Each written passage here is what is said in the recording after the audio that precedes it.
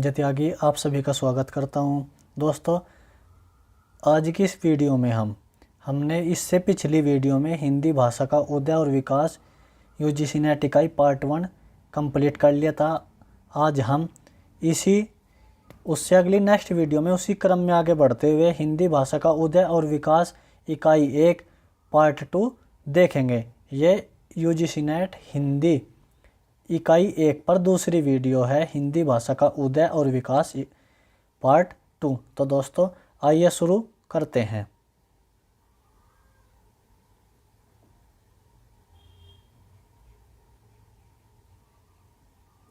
जिन्होंने भी इससे पहली वीडियो नहीं देखी है वे इससे पहली वीडियो ज़रूर देख लें।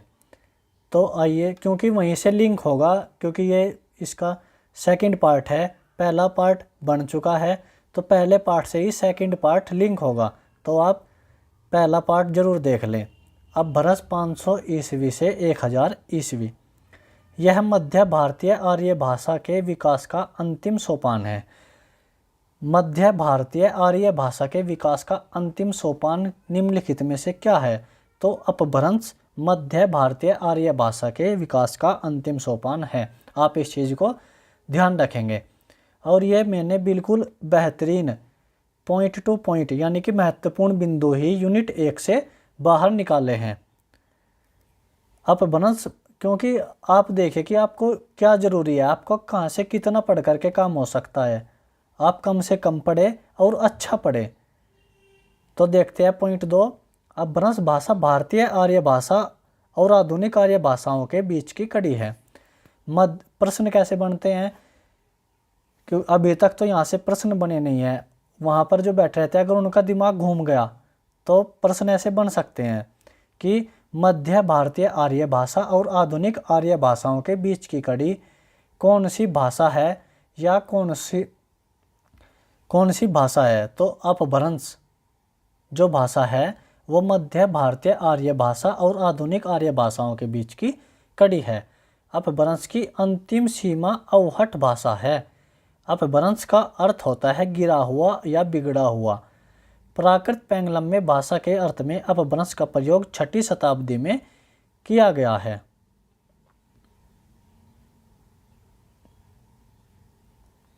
छठी शती में वल्लभ नरेश दारसेन द्वितीय के एक ताम्र लेख में 3 भाषाओं संस्कृत, प्राकृत और अपभ्रंश का उल्लेख हुआ है। भरत मुनि ने नाट्य शास्त्र में अपभ्रंश को विभ्रष्ट भाषा कहा है। निम्नलिखित में से प्रश्न कैसे बनते हैं कि निम्नलिखित में से किसने अपभ्रंश को विभ्रष्ट भाषा कहा है? तो भरत मुनि जी ने नाट्य शास्त्र में अपभ्रंश को विभ्रष्ट भाषा कहा है। आगे देखेंगे। अपभ्रंश के भेद। रुद्रट के काव्यालंकार के टीकाकार नमी साधु ने अपभ्रंश के 3 भेद बताए: उपनागर, आभीर, ग्राम्य। अक्षेत्रीय दृष्टि से अपभ्रंश के 6 भेद: सौरसेनी, महाराष्ट्री, अर्धमागधी, मागधी, बराचड़, पैसाची।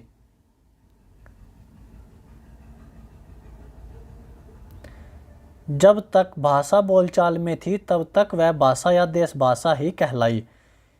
जब वह भी साहित्य की भाषा हो गई तब उसके लिए अपभ्रंश शब्द का व्यवहार होने लगा। रामचंद्र शुक्ल। आप इस परिभाषा को ध्यान रखेंगे। महाभाष्यकार पतंजलि ने संस्कृत के मानक शब्दों से भिन्न संस्कारच्युत, भ्रष्ट और अशुद्ध शब्दों को अपभ्रंश की संज्ञा दी। बाणभट्ट और आचार्य हेमचंद्र ने इसे अपभ्रंश ग्राम भाषा कहा है। आचार्य दंडी ने अभिराधि की भाषा कहा है। डॉक्टर भोलानाथ तिवारी ने इसे प्राकृत का ही परवर्ती रूप कहा है, यानी कि अपभ्रंश को ही। डॉक्टर सुनीति कुमार चटर्जी ने भारतीय आर्य भाषा का विकास की ही एक कड़ी कहा है। अब देख लेते हैं अपभ्रंश के अन्य नाम: अवहट, अवभंश, अभिरोक्ति, दोहा, अवहत, दुहा, ग्राम भाषा, आभीरी आदि। हिंदी काव्यधारा पंडित राव शंकरत्यान 1945 ईस्वी में इन्होंने इसका संकलन किया। अपभ्रंश काव्यों का संग्रह इन्होंने कहा है।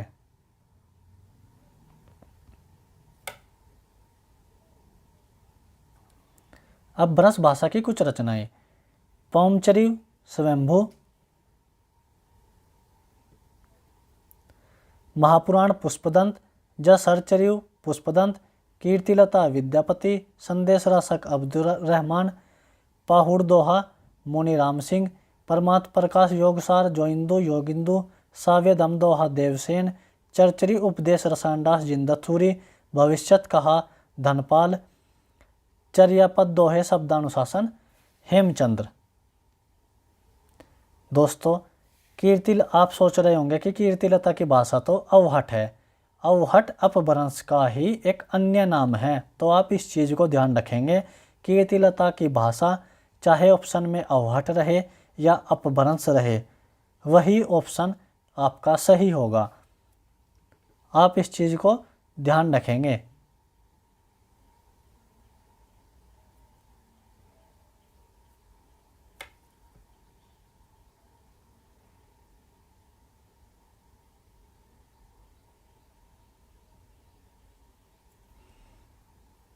अपभ्रंश, अवहट और पुरानी हिंदी का संबंध 700 से 1100 ईस्वी।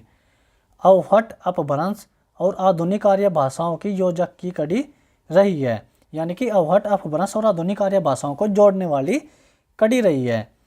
भाषा विज्ञान के विद्वानों ने अपभ्रंश के उत्तरवर्ती रूप अवहट से हिंदी का आरंभ माना है। जो भाषा विज्ञान के विद्वान हैं, उन्होंने अपभ्रंश के उत्तरवर्ती रूप यानी कि अवहट, जैसे कि संस्कृत, पाली, प्राकृत, अपभ्रंश, अवहट से ही हिंदी का आरंभ माना है। प्राकृत की अंतिम अपभ्रंश अवस्था से हिंदी साहित्य का आविर्भाव माना जा सकता है। उस समय जैसे गाथा कहने से प्राकृत का बोध होता था, वैसे ही दोहा या दुहा कहने से अपभ्रंश या प्रचलित काव्य भाषा का बोध होता है। आचार्य रामचंद्र शुक्ल। दोस्तों आप यहाँ से इस परिभाषा से देखेंगे कि गाथा जो कि गाथा से प्राकृत का बोध होता है, और दोहा या दुहा अपभ्रंश, यानी कि गाथा उस समय प्राकृत का एक अपना छंद था, दोहा या दुहा अपभ्रंश का एक अपना प्रचलित छंद था। दोहा कहने या दुहा कहने से अपभ्रंश का बोध होता था, गाथा या गाहा कहने से प्रचलित प्राकृत भाषा का बोध होता था। आप इस चीज़ को ध्यान रखेंगे। अपभ्रंश के परवर्ती रूप अवहट को ही पुरानी हिंदी माना जा सकता है। गुलेरी, चंद्रधर शर्मा गुलेरी, क्योंकि गुलेरी जी ने ही अवहट को पुरानी हिंदी नाम दिया था। आप इस चीज़ को ध्यान रखेंगे कि अपभ्रंश के परवर्ती रूप अवहट को ही पुरानी हिंदी माना जा सकता है। यह कहा है गुलेरी जी ने, पंडित चंद्रधर शर्मा गुलेरी। तो आगे देखते हैं रचनाएं। अवहट शब्द का प्रथम प्रयोग ज्योतिरीश्वर ठाकुर की वन रत्नाकर में मिलता है। आप इस पॉइंट को ध्यान रखेंगे कि अवहट शब्द का प्रथम प्रयोग ज्योतिरीश्वर ठाकुर की वन रत्नाकर में मिलता है। प्रश्न ऐसे बनते हैं, आप देखेंगे कि निम्नलिखित में से सुमेलित कीजिए कि अवहट शब्द का प्रथम प्रयोग किस रचना में और किसने किया है। तो आपको वहाँ पर वन रत्नाकर और ज्योतिरीश्वर ठाकुर दोनों को ध्यान रखना होगा। तो आगे चलते हैं।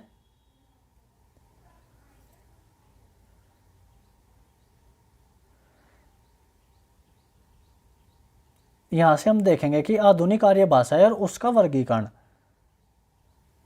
आधुनिक आर्य भाषाओं का विकास क्रम वैदिक संस्कृत, लौकिक संस्कृत, पाली, प्राकृत, अपभ्रंश, अवहट। ये अपभ्रंश और आधुनिक आर्य भाषाएं हिंदी, बांग्ला, गुजराती, मराठी आदि। ये मैं आपको पहले बता चुका हूँ कि आप जैसे शुरू से चलते हैं कि वैदिक संस्कृत, लौकिक संस्कृत, प्राकृत, पाली, प्राकृत, अपभ्रंश, अवहट और आधुनिक आर्य हिंदी भाषाएं। अब प्रश्न वो वैदिक संस्कृत और लौकिक संस्कृत नहीं देता, वो सिर्फ संस्कृत से शुरू करता है। जो परीक्षा में प्रश्न बनते हैं वो संस्कृत से शुरू होते हैं और क्रम लगाना पड़ता है। तो आइए देखते हैं अपभ्रंश व उससे विकसित आधुनिक आर्य भाषाएं। तो शुरू करते हैं। अपभ्रंश होगा हमारा सोरसैनी, महाराष्ट्री, मागधी, अर्धमागधी, पैसाची, बराचड़ और खस। हमारा जो सोरसैनी अपभ्रंश है उसके अंतर्गत पश्चिमी हिंदी, राजस्थानी और गुजराती, ये 3 भाषाएं आती हैं। अब जो इनके अंतर्गत बोलियां हमारी आती हैं, खड़ी बोली कोरवी उसका अन्य नाम है, ब्रज भाषा, बांगरू, हरियाणवी। महाराष्ट्री के अंतर्गत आता है मराठी, और मराठी के अंतर्गत फिर जो भाषाएं हमारी आती है देशी, दक्षिणी, कोंकणी, नागपुरी और बरारी। मागधिया बनस के अंतर्गत आता है हमारा बिहारी, और बिहारी के अंतर्गत हमारी जो भाषाएं आती है यानी कि मागधी के अंतर्गत बिहारी, बंगाली, उड़िया और असमिया। फिर इनके अंतर्गत जब हम अंदर चलेंगे तो बिहारी के अंतर्गत आती है भोजपुरी, मैथिली, मगही। यहीं से हर बार परीक्षा में प्रश्न बनते हैं, इसी पैराग्राफ से आप देखेंगे। अर्धमागधी पूर्वी हिंदी, और पूर्वी हिंदी के अंतर्गत अवधी, बघेली, छत्तीसगढ़ी। अब की बार भी प्रश्न बना था कि निम्नलिखित में से पूर्वी हिंदी से संबंधित या अर्धमागधी अपभ्रंश से संबंधित कौन सी भाषाएं या बोलियां हैं। तो अवधी भाषा, बघेली, छत्तीसगढ़ी। आप इस प्रकार ध्यान रखेंगे कि अर्धमागधी, पूर्वी हिंदी, ABC, A से अवधी, B से बघेली, C से छत्तीसगढ़ी। पैसाची अपभ्रंश के अंतर्गत लहंदा, बराचड़ के अंतर्गत सिंधी और पंजाबी, और खस के अंतर्गत पहाड़ी। अब पहाड़ी के अंतर्गत जब आप जाएंगे तो मध्यवर्ती पहाड़ी, इसके अंतर्गत गढ़वाली और कुमायूनी, और पूर्वी पहाड़ी के अंतर्गत नेपाली और गोरखाली। आपका सिर्फ यहीं से इतना ही काम हो जाएगा। एक प्रश्न यहाँ से आराम से बन जाएगा, आप इसे देख सकते हैं और आप इसे नोट भी कर सकते हैं। अब हम कुछ पॉइंट देखेंगे कि खड़ी बोली का क्या अर्थ होता है। खड़ी बोली का अर्थ होता है खरी यानी कि प्योर, शुद्ध। खड़ी पाई, खड़ी यानी कि स्टैंडिंग।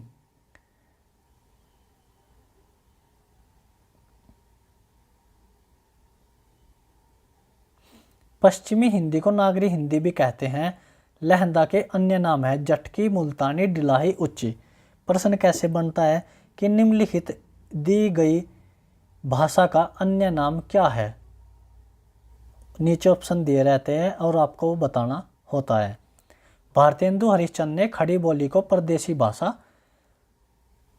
कहा है।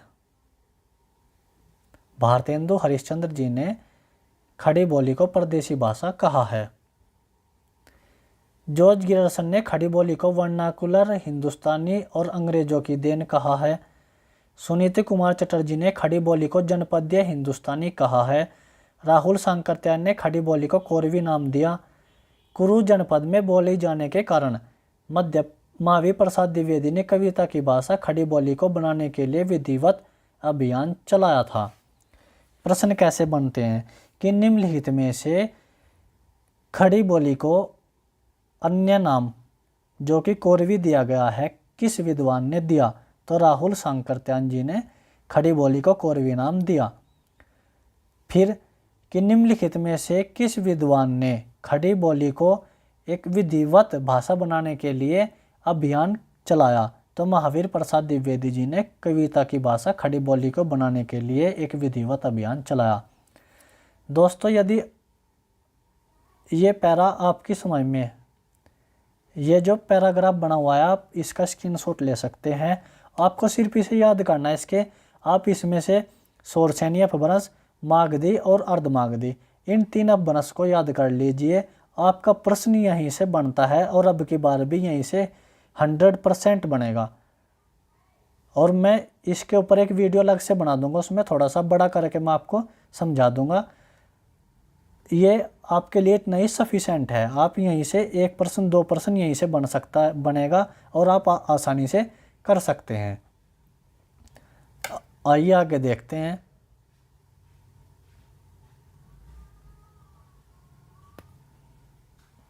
ब्रज भाषा। ब्रज प्रदेश की भाषा ब्रज भाषा कहलाती है। ब्रज का अर्थ होता है पशुओं या गौओं का समूह या चरागाह।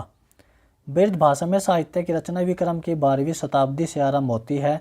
उस समय इसका नाम पिंगल था। जब ब्रज भाषा की रचना विक्रम की 12वीं शती से आरंभ हुई, उस समय इसका जो नाम था पिंगल नाम था। इसकी उपबोलियां भरतपुरी, डांगी व माथुरी हैं।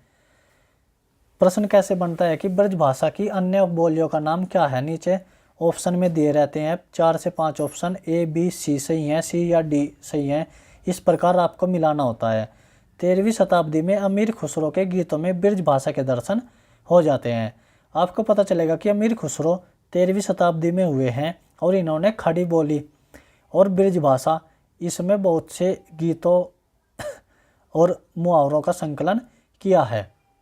जो हरियाणवी या बांगरू, हरियाणवी जो भाषा है उसका एक अन्य नाम है बांगरू और इसी को जाटू भी कहते हैं। डॉक्टर गियर्सन ने इसे बांगरू की संज्ञा प्रदान की है। हरियाणवी को बांगरू की संज्ञा निम्नलिखित में से किसने प्रदान की? तो डॉक्टर गियर्सन ने। दोस्तों मैं आपको यह यूनिट कंप्लीट करने के बाद इसके कुछ प्रश्न भी करवा दूंगा कि प्रश्न कैसे बन सकते हैं। आपको सिर्फ वीडियो देखनी है, आपको ना ही तो लिखना है और ना ही कुछ और इसमें करने की ज़रूरत है, आपको तो सिर्फ पढ़ना है। बुंदेली, बुंदेली को बुंदेलखंडी भी कहते हैं। बुंदेली का एक अन्य नाम दर्शानी भी है। इसकी उपबोलियाँ बनाफरी, लोंघाती, राठौरी। हिंदी का प्रसिद्ध लोक काव्य आल्हा मूलतः बनाफरी में लिखा गया। इसके रचयिता जगनिक हैं। जो आल्हा जिसको कि आप परमाल दासों के नाम से जानते हैं, जिसको 1865 ईस्वी में चार्ल्स एलियट ने फर्रुखाबाद से प्रकाशित कराया था। आल्हा और उदल 2 वीर सरदारों का इसमें वर्णन है। तो वह बुंदेली में लिखा गया जिसकी एक मूलतः बनाफरी में लिखा गया। इसके रचयिता जगनिक है। बुंदेली को ही आप देख सकते हैं, बनाफरी इसकी उपबोलियां हैं। अब आप देखेंगे कि कन्नौजी, जो कन्नौज उत्तर प्रदेश में फर्रुखाबाद जिले का ऐतिहासिक नगर है, इसे संस्कृत ग्रंथों में कान्यकुब्ज कहा गया। कन्नौजी में केवल लोक साहित्य ही मिलता है। जो कन्नौजी भाषा है इसमें संस्कृत में तो इसे कन्नौजी को कान्यकुब्ज कहा गया और संस्कृत कन्नौजी में केवल लोक साहित्य ही मिलता है। आगे देखेंगे कि अवधी भाषा,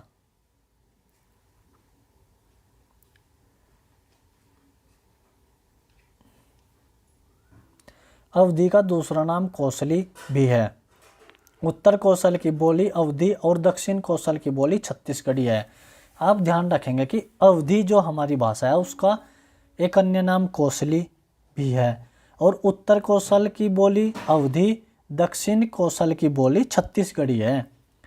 बघेली को दक्षिणी अवधी भी कहते हैं। छत्तीसगढ़ी को लरिया या खलटाई नाम से भी जाना जाता है। ये अभी पॉइंट टू पॉइंट चल चुके हैं। आप याद रखेंगे कि छत्तीसगढ़ी को लरिया या खलटाई नाम से जाना जाता है। मेवाती बोली का नाम राजस्थान की मेवो जाति के नाम पर पड़ा। मेवो की एक मिश्रित बोली अहिरवाटी है। ढूंढानी को जयपुरी व पूर्वी राजस्थानी भी कहा जाता है। दोस्तों ये बिल्कुल महत्वपूर्ण बिंदु हैं जो कि मैंने यूनिट 1 से निकाले हैं, उनको इकट्ठा किया है। मालवी का मुख्य केंद्र इंदौर है। इस बोली पर बुंदेली का भी गहरा प्रभाव है। बिहार प्रदेश की भाषा है। डॉक्टर जॉर्ज गियर्सन ने बिहारी को बहिरंग भाषा कहा है। प्रश्न कैसे बनेगा कि जॉर्ज गियर्सन ने बिहारी भाषा को क्या कहा है या बिहारी भाषा को क्या नाम दिया है? तो जॉर्ज गियर्सन ने बिहारी भाषा को बहिरंग भाषा कहा है। भोजपुरी को पूर्बिया भोजपुरिया भी कहते हैं।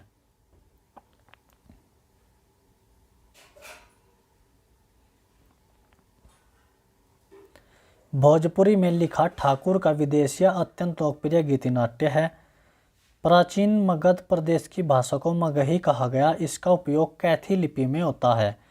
जो प्राचीन मगध की प्रदेश की भाषा को मगही कहा गया, इसका उपयोग कैथी लिपि में होता है। मैथिली मिथिला प्रदेश की बोली है। इसकी प्रादेशिक लिपि बंगला से मिलती जुलती है। डॉक्टर सुनीति कुमार चटर्जी के अनुसार पहाड़ी भाषा की उत्पत्ति खस अपभ्रंश से हुई है।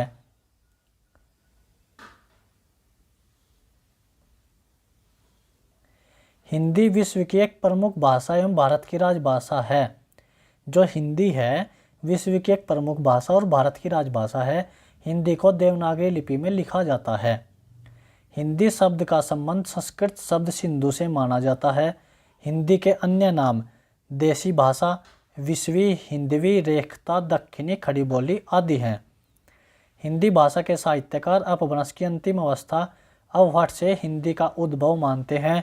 चंद्रधर शर्मा गुलेरी ने इसी अवार्ड को पुरानी हिंदी नाम दिया। उर्दू शब्द तुर्की भाषा का है। जो उर्दू शब्द है तुर्की भाषा का है और यह अरबी फारसी में लिखी जाती है। उर्दू की प्रारंभिक पुस्तक बानो बहार मानी जाती है। आप ध्यान रखेंगे कि उर्दू की प्रारंभिक पुस्तक बानो बहार मानी जाती है। दक्षिणी हिंदी को हिंदवी भी कहा जाता है। यह मुख्यतः फारसी लिपि में लिखी जाती है। सन 1935 में हिंदी साहित्य सम्मेलन के नागपुर अधिवेशन में महात्मा गांधी ने हिंदुस्तानी भाषा को एकता की भाषा कहकर राष्ट्रीय भाषा घोषित कर दिया था। दोस्तों, आप ध्यान रखेंगे कि सन 1935 ईस्वी में हिंदी साहित्य सम्मेलन जो कि नागपुर में उसका अधिवेशन हुआ था, महात्मा गांधी जी ने हिंदुस्तानी भाषा को एकता की भाषा कहकर राष्ट्रीय भाषा घोषित कर दिया। प्रश्न कैसे बनेगा, आप ध्यान करेंगे कि महात्मा गांधी जी ने किस वर्ष हिंदुस्तानी भाषा को एकता की भाषा कहकर राष्ट्रीय भाषा घोषित कर दिया? सन 1935 ईस्वी में। इससे और प्रश्न किस तरह बन सकते हैं कि हिंदुस्तानी भाषा को एकता की भाषा किसने घोषित किया?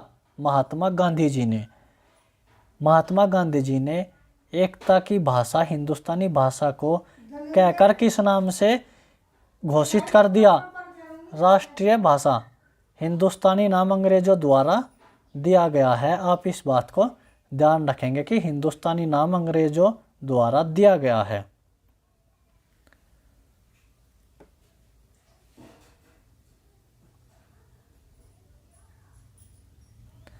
दोस्तों, इस वीडियो में हमने जो कि इससे पहली वीडियो पार्ट 1 बनी थी हिंदी भाषा का उदर विकास इकाई 1 पर यूजीसी नेट हिंदी के लिए, आज हमने उसी क्रम में आगे चलते हुए यूनिट 1 को कंप्लीट कर लिया है।